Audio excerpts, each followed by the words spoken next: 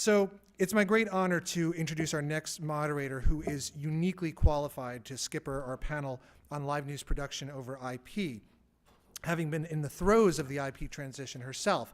Please welcome Marcy Lefkowitz, Vice President of Technology and Workflow Strategy from the Disney ABC Television Group, to introduce her panel. Thank you. Thanks, everybody. We have a great panel here for you today, and I think maybe we should do the poll again at the end of the panel and see if anybody's changed their minds. Now they're going shopping tomorrow, we'll see. Right to my left, we have Brad Plant, and Brad is the Director of Technology and Operations for the NBC Universal-owned television stations. That's a division of NBC Universal, and it includes 40 NBC and Telemundo local television stations in 28 markets. He focuses on implementing advanced technologies across large-scale projects, including the design and deployment of IP infrastructure in new TV station builds. And to his left, we have Tony Plaus. Tony is the Vice President of Engineering and Operations for NBC 10 and Telemundo 62. And I think that Valerie foreshadowed a little bit of, but luckily not too much, of what Tony's going to talk about a little bit today, where they've built a brand new all IP-based station for both NBC and Telemundo to share in the Philadelphia DMA. To Tony's left, we have Matt Kyler, and Matt leads TVU Networks North America's sales team. He's got over 18 years of experience in media, enterprise software, and sports markets, and Matt has vast experience with IP-based workflows across many industries, so I think we can hear from him both in his role from TVU and also his thoughts about this topic in general. So what I'll level set for the audience is that I know that live video over IP can mean a lot of things to a lot of people depending on what it is you're focusing on. We're going to focus a lot of this panel on video coming into and around your plant as opposed to field news gathering, which I think that will be addressed in some other panels, especially since we have the benefit of some folks who've worked on a brand new greenfield building, so we'd love to hear a little bit about it. I was thinking that maybe we would start with Brad talking about what you guys were going for. So before we actually get to see what it is you've built, a little bit about what you were thinking about when you set out to build this new facility. Yeah, so Tony and I partnered on this. We started 3.5 years ago on the Philadelphia project, and you know, it was dipping our toes in the water. IP, I mean, it's still new to a lot of people today. So you can imagine 3.5 years ago how nervous we were. And I think our biggest goal was to build a facility that was transparent to the users. At the end of the day, our client is our news operations, and to build something that was transparent to them, whether it was IP or SDI. And the goal was to build a facility without an SDI router, and go IP and have it transparent, and then take what we've learned from that and try to see how we could take advantage of that. But day one was let's make that transition without anyone noticing, and then let's see what we can build on it from there and see what efficiencies we can leverage based on lessons learned. Cool. So we'll get to the lessons learned, I guess, after we can have a little description about what it is that you guys were able to accomplish over there. So Tony, you want to take us through? So to Brad's point, you know, one of the things we wanted to do was to make all new technology behind the scenes, but still in front, everything transparent to the user. Some of the other design goals for the project was more open, definitely more collaboration, and to help foster communications between all departments. So you can take a look at a couple shots of our newsroom. It's very open. We've done a concept in the front there with what are called show pods. So show pods bring all of the particular newsroom components together in one place to produce a day part. Also with Valerie's vision of the duopoly and the Telemundo stations, one newsroom, one vision, one goal. Just a slightly different view. The 12th floor houses everything, all of the news department, control rooms, engineering operations, as well as promotions. The media center, very traditional, like a lot of our other stations, so all of our content acquisitions, live shots, satellites, everything, quality control happens through the media center. Slightly different here is we've designed it with these individual pods, so while we're trying to foster communication and collaboration, once somebody is in a seat, we want them to stay in that seat and have access to everything that they need to do. Studios were built with a lot of that same philosophy to try to foster communications and collaboration between the different news parts, whether it be traffic, weather, or the main anchor desk. We're trying to build a nice little flow across for better storytelling. The Telemundo studio was very much a mirror of the NBC studio. They got a tremendous upgrade in what their capabilities are and just how they're able to tell stories. And then finally, our control rooms. Control rooms, we as a station group rely heavily on automation. So what makes some of these unique is the fact that there are no hard panel switchers in there. There's no audio rooms. We're very reliant on automation. Terrific. So so when you say that the goal was to make it transparent to your end users, so I guess what you're saying is that you don't want it to be disruptive. You didn't change any of the end user interfaces or anything necessarily, just because you're pumping IP in the background. So how'd that go? I think it went really well. All of the touch points, the router panels, everything that would be presented to an operator is still very much the same. So they don't know behind the scenes that there is no SDI router. Mm-hmm. They don't know how the joins happen, all of the stream flows. It is all completely transparent to them. They just know that when they make this route, video happens and it happens fast. But then we should ask, since we are a bunch of nerds in the room, so what is behind all of that? What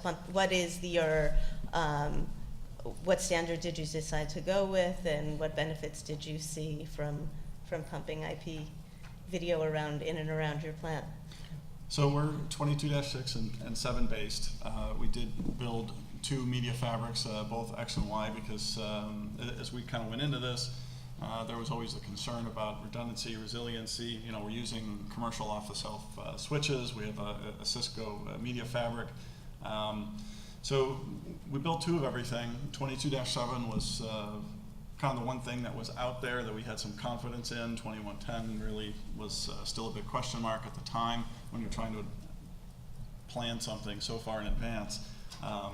So that's what we're built around.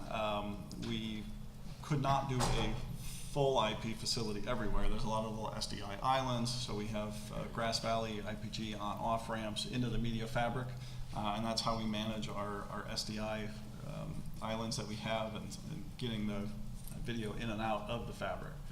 So, and how is that, do you feel like you've got some kind of critical mass of native IP that you're hooking up directly, or are you mostly still managing on-ramps and off-ramps and hoping that those will sort of melt away at some point in the future when you've got more native IP? It's an evolution.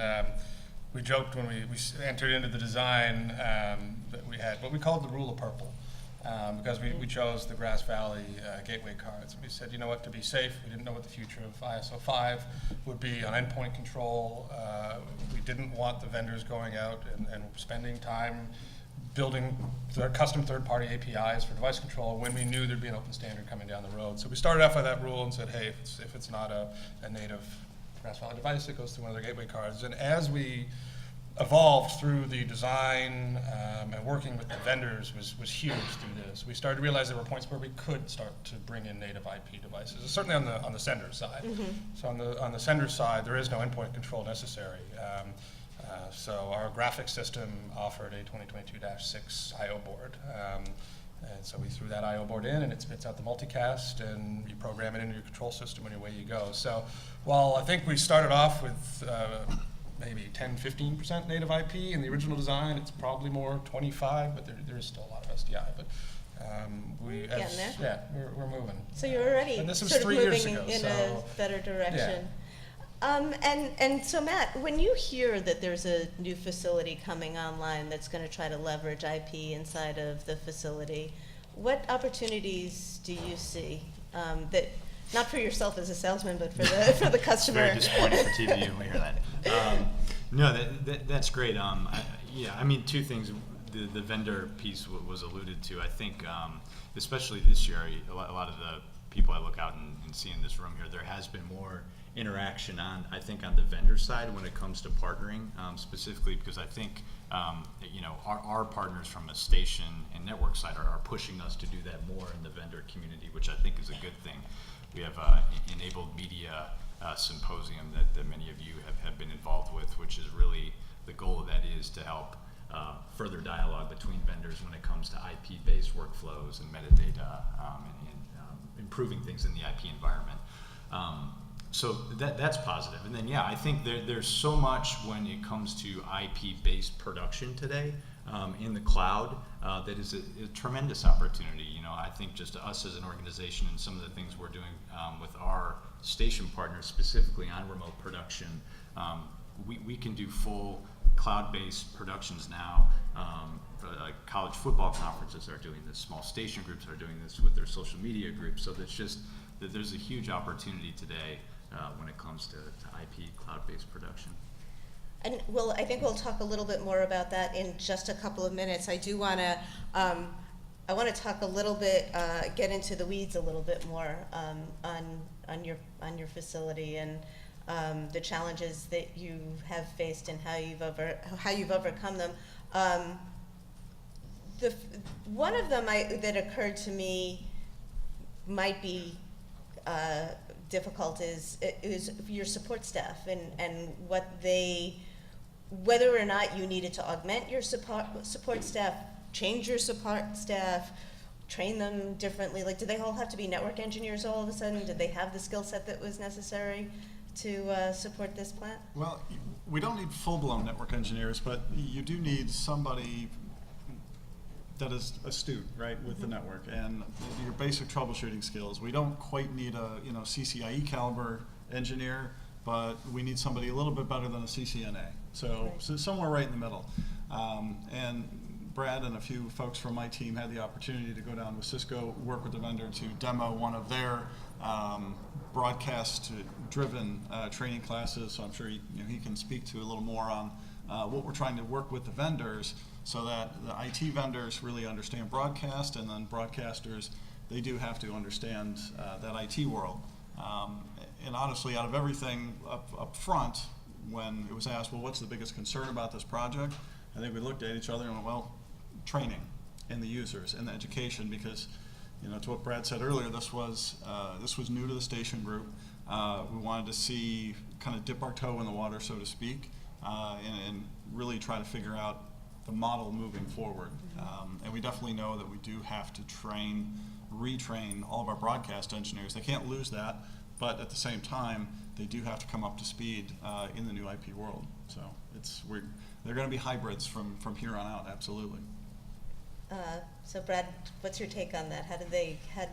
How'd you do in terms of prepping? I mean, for me, coming from a broadcast engineering background and not an IT background, it was a challenge. I mean, sitting down at a Cisco course and learning CLI commands and things like that was a challenge. But fortunately, there's a ton of material out there. I mean, just getting started on the foundations, the fundamentals of IT. I mean, there's so much free stuff out on the internet. And then working with the vendors, as Tony said, Cisco was putting together this 4-day training course. And it was really marketed towards broadcast engineers learning the IT side, although it was clear, we did a beta run through, it was clear that it was a course built by IT people. So there were a lot of us broadcasters in the room saying, no, that's inaccurate. And a lot of learning on both sides. But even before that course, partnering with the vendors. I mean, the relationship we had with people like Grass Valley and Cisco and the Everts of the world, the Aristas, it's been phenomenal going through this project and others and watching the vendors evolve, and because they're learning too. And if you're fortunate enough to get invited to one of these public interops, I mean, that's another place where we can learn from the vendors and they can learn from us and they can learn from each other. So it's taking an entire industry effort. And to see the interoperability from the vendor side was really cool, because I've spent part of my life on the vendor side, and I've never saw vendors working so closely together as I have as we move forward through this new uncharted territory. So that's a really positive statement. I mean, that sounds like the vendors have come a long way then, because just a short time ago, this was just the biggest nightmare was having individual conversations with each individual vendor, but not really having the confidence that they were all speaking to each other. Interoperability, you could speak for days about it. So Yeah. now do you have confidence that when you buy something from a vendor and they tell you that this is going to work and it's going to work I with all your think so. stuff, it'll just work? Yeah, I mean, again, in Philly, we took a fairly low risk approach. Again, we tried to stick with one vendor for the most part, although, again, we did have some interoperability. We wouldn't have gotten on air without the vendors living and breathing and sleeping at our facility, which was fantastic, but that's not what you want going forward. Not There's long-term. 1,000 local TV stations. You can't have the vendors camped out for a year. At one point, this has got to be plug and play. And now that we're shifting to the 2110 world, which I know you've certainly probably got some questions there, For sure. that changes. Our next project we're working on, we aim to have 90% of all our equipment native IP and only 10% SDI, and it's going to be 2110. So there's challenges there, but significant progress certainly in the past year and a half to 2 years. So Matt, I was going to imagine say, you have something to- the training thing is interesting, and I know other vendors in the room did do the same thing here, but it's just, at our organization at TVU, it's such an investment we've had to make over the last couple of years, because each organization has a little bit of a different twist on how they like to be trained, right? Some people like more, in-time type of learning, on-demand type learning. So we have a TVU Academy portal, and I know other vendors in the room have invested in that type of training as well, on-site web. So you're constantly kind of evaluating what mix you have of training based on the client need in the market. And with the IP revolution, so much of that has changed, and we've needed to make a significant investment in training at TVU as well. I mean, part of our approach was a little bit of everything. So when I first came on the project a few years back, knowing what we were set out to, what we wanted to accomplish, we immediately started to just get all of my broadcast engineers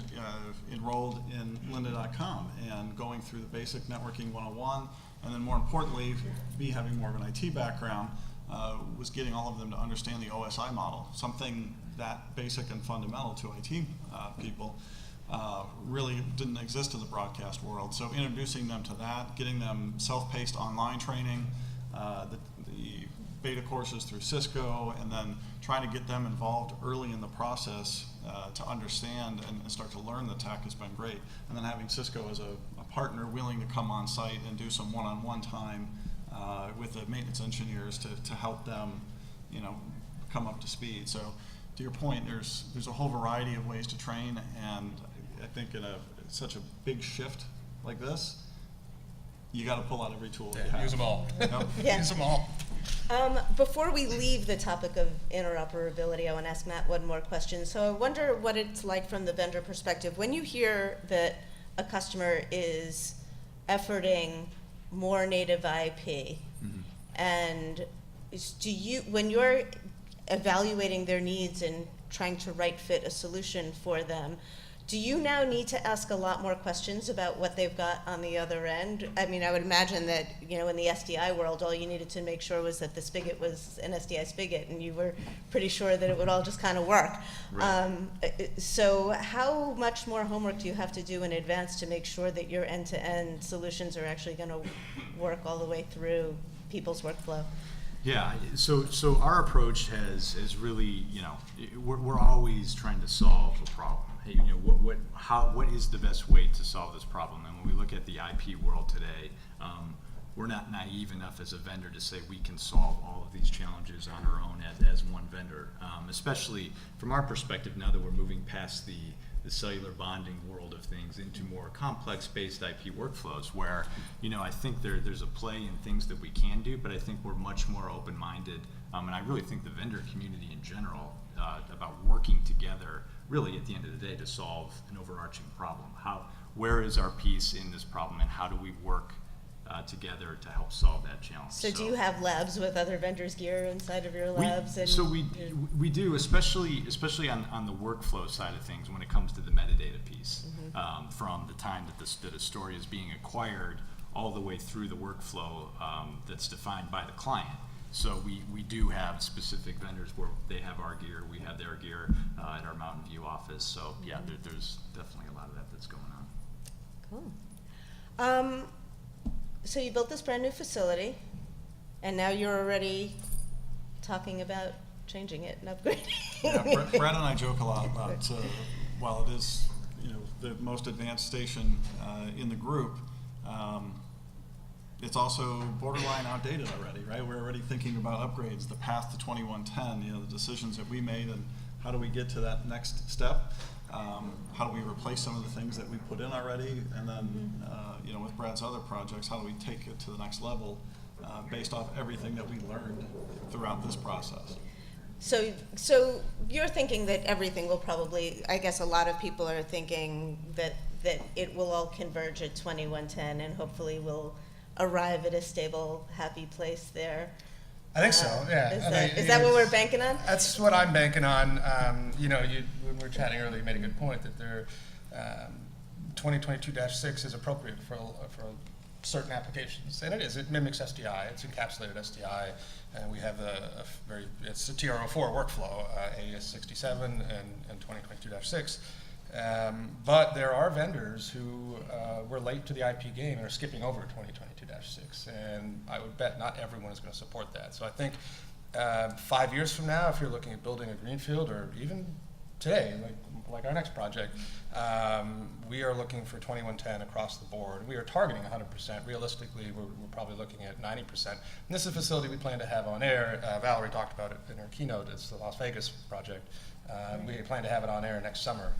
So to have 90% native 2110 equipment and pushing a lot of that to even be virtualized is a stretch, but we feel like we're going to get there. So that one will start 2110. That'll be native. That'll be Yes. 2110. Then I'm sure people have read about the new Boston media facility that we're building. Again, it's a different scale. It's 6 control rooms, 6 studios, 4 businesses in there, but it'll be 2110 based as well. So before we move a little bit farther into the what's next, which I'm really interested to hear about, what benefits have you seen? Is there a ROI? Is it density? Is it easy? Like, what's your main benefits, given that it's transparent to the end user? So you don't have end users coming up to you saying, "God, I love this IP video." That's the good thing, or worse, they'd be complaining that this has really been disruptive to them. So what has the benefit been? Well, by trying to keep everything transparent, yeah, it's a little difficult. I think the biggest benefit for us as a group was the learning process. What we gained knowledge-wise, understanding how to build it, I think was priceless. ROI, it's difficult. I think at the end of the day, it probably was roughly the same cost as building a traditional SDI plant. We were really able to do a good job to drive that cost down to get it close. So really, it was about the learning, at least for me, and I'm sure from Brad's perspective as well.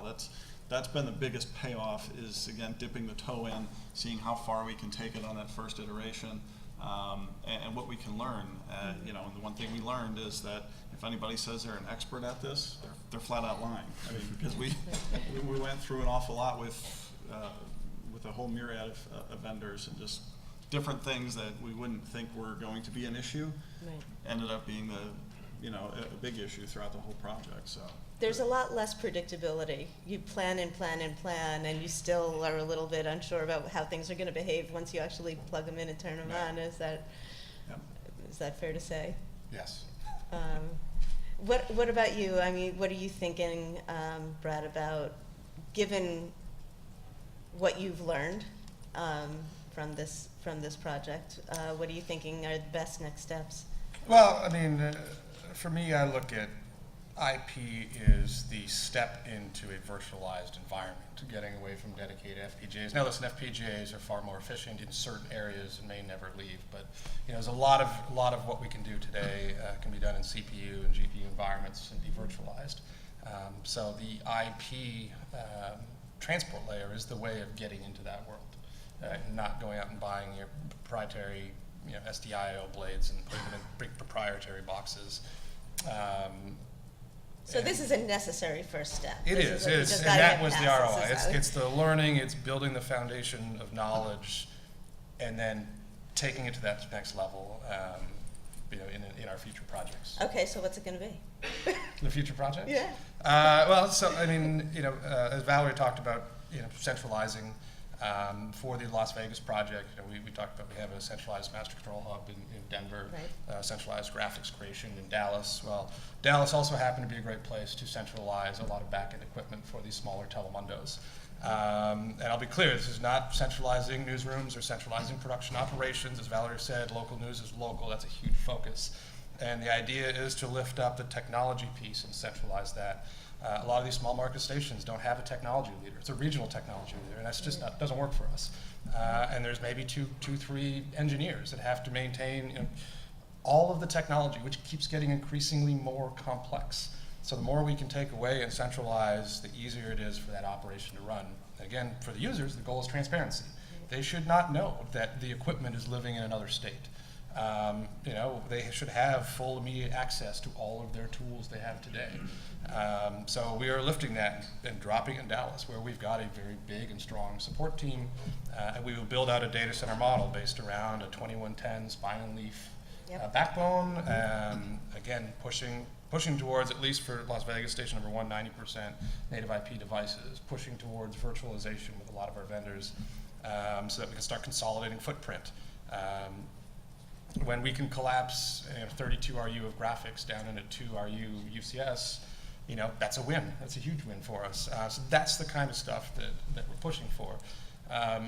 Ultimately, people always bring up the public cloud piece. I don't know about getting 2110 in and out of there. So it's probably, we're working with technology vendors to see what happens in the future with that. But the big push for this next project is making the life easier for these local stations, because we want to get them onto our newsroom tools and our production tool sets, and have 2 or 3 guys trying to maintain all that while keeping transmitters on the air, keeping trucks on the road, and field cameras operational, and the toilets running. I mean, it's a lot. So by centralizing that, consolidating footprint, that there's a huge ROI in IP for us. Right. So you've got so you can do economies of scale by centralizing just the raw technology backbone, even if all of your stations can maintain their individual, even technological autonomy. But are you looking, does this enable cooperation and sharing among the stations? It does. I mean, certainly, just as a duopoly, Valerie said, as a duopoly today can share content, this enables that as well. This project is just going on, so we can't say exactly to what degree that's going to happen. Sharing of content and even sharing of resources, we can't really say much more about it now, but that's what it hopefully enables. Right. So most stations don't have the benefit of being able to just build a brand new greenfield facility. Most people are working in their normal capital cycles and operating cycles and having to pick and choose how they spend this year's money and next year's money, and how they make the right bets and not just replace the old stuff with the newer generation of the same old stuff. So if you were making one big major technology investment in IP video, what would it be? Why don't we start at the end? I wouldn't mind getting your take on this from a vendor perspective. TVU equipment, probably. In TVU, of course. I mean, Can you I be think more specific? It's interesting when you think about it from the viewer's perspective, and what IP is doing with the amount of content local news stations now have access to, whether it's live or archived, and what they can do to now make that content, whether it was archived or that 95% of their live content that ends up getting thrown away because they don't need it on the linear channel. There's the ability now for much more personalization. So when you start to talk about budgets, capital OpEx, whatever that may be, for a local TV station, there's the ability to monetize content in ways that they haven't been able to do in the past. So I think, how you make that investment to monetize in ways for your content to become more personalized, that's an intriguing thing, because at the end of the day, that's a win for the viewer, it's a win for the local news station as well. So that's as much about what IP brings along for the ride in terms of metadata. So that's both the technology is one thing, but if you don't have a mechanism for Yeah. curating all of that, for Right. adding and then curating all of that metadata, then that stuff just falls on the floor, I would imagine. Right, yeah, so you have, there's. How do you anticipate that and plan for it? There's a level of investment in machine learning, AI, that's gonna need to have to take place. You know, from our perspective, that's kind of what we see, because the value in the amount of content that a local news station has is significant. And so from our perspective, I think there likely is some investment that needs to be made there. Great, I think that we have time for some questions if anybody has a question for any of our panelists. One over here. I'm loud enough to start. She's gonna chase after you anyway, so.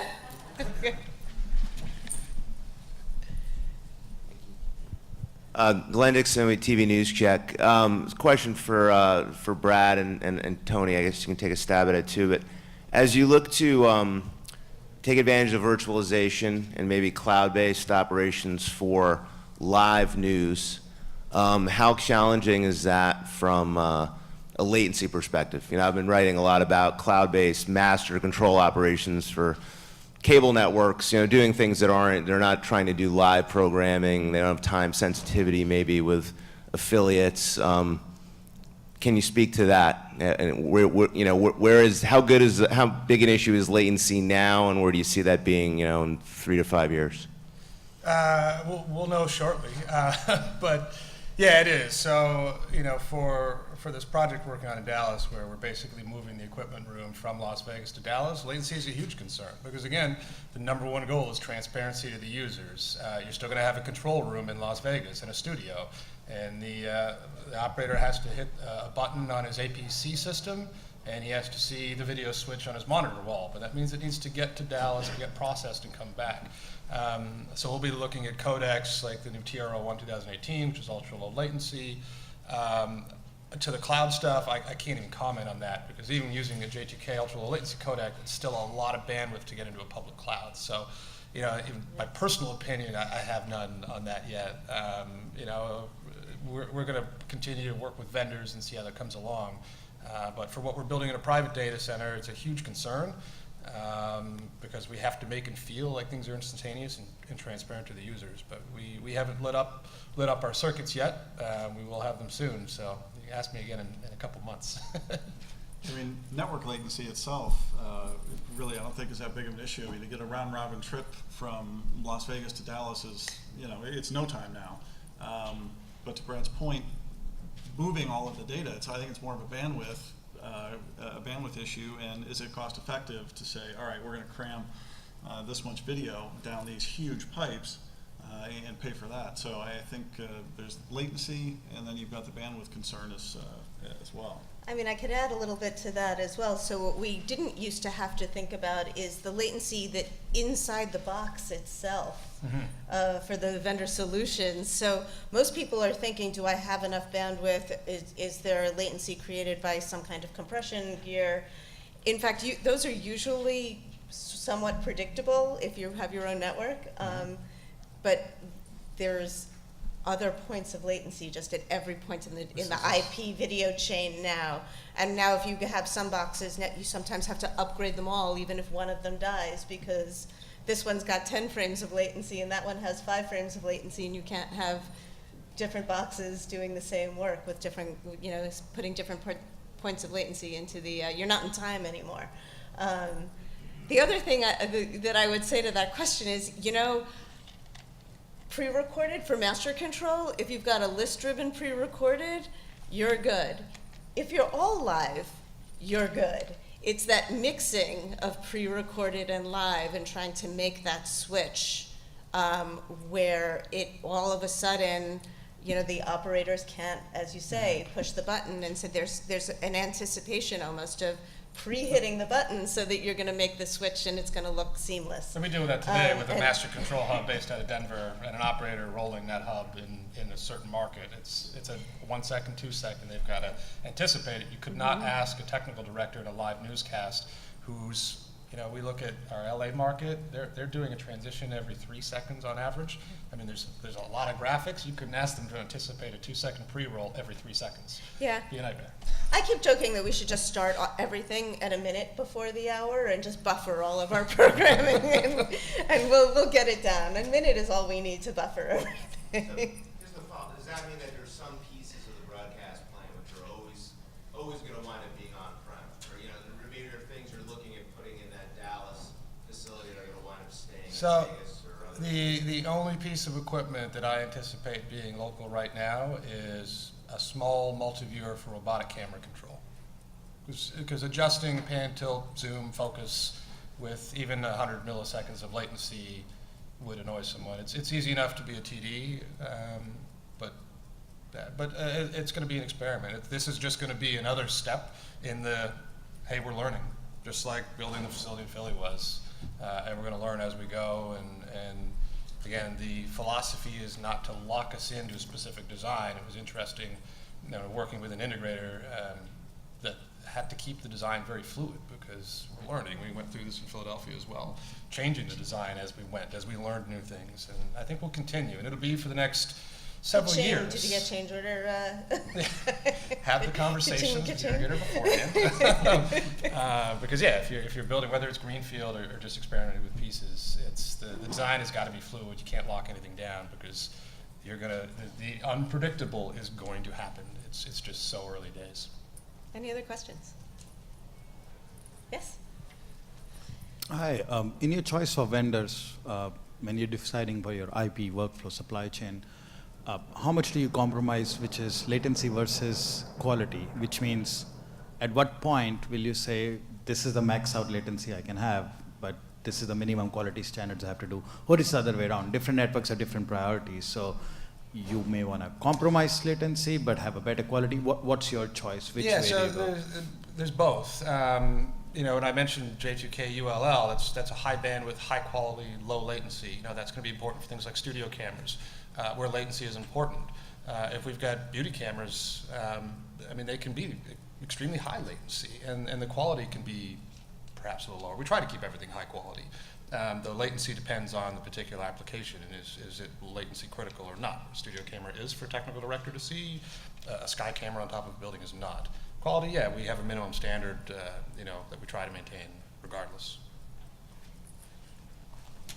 Matt, do you have any thoughts on quality versus latency? You're always negotiating between the two. I mean, really, that's you know, we whatever the client has a preference of, we kind of work with them around that. You know? It's that quality, latency, bandwidth. You can really only have two. Yeah. You can't have all three. So. Yeah, exactly. Well, you know, there used to be knobs for, you know, chroma and hue, and now I think that there's a point where you really want that to be in the hands of the customer for every application and to be able to make real-time choices based on what's going on. You know, for this application, at this particular moment in time, I just need it and I need it now. But for something else where if you give the handles to the customer to be able to sort of do that bandwidth compression calculation. That's what we're working with vendors to provide. Again, once we set it and dial in, we'll walk away, and hopefully the actual end user at the stations never have to touch it.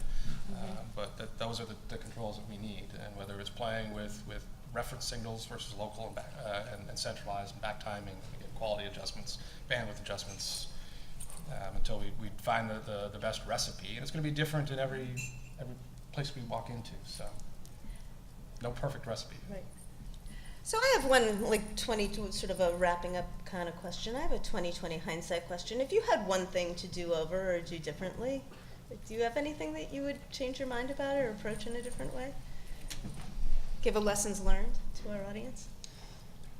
So the training is definitely one thing, right? Because as fearful as we were up front and as much as we did, I think there's still even more to do there. So, you know, training is always the first thing.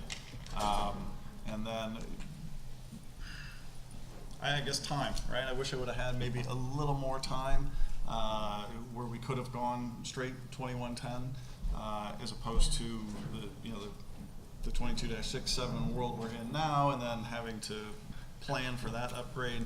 I think we did a good job of having our dual media fabric architecture such that we'll be able to take half the plant down, make that conversion, you know, make sure it works, and then cut the other side over to it. So we've got things, we've got stepping stones in place. But yeah, one, I think I wish I had more time. It's the most valuable resource we have. And then two, I can't stress the importance of training. Any final thoughts? Of you? No, I think So every same- project I've ever worked on, we always need 6 more months. Right. Yeah. I blame the vendors, of course. But Absolutely. All right, do we have time for one more question? Are there any more questions out there? No? I want to thank my panelists. This has been really a very eye-opening, and I think that there's a lot that people can take from this, whether they can build from the ground up or not. So thank you very much. Thank you.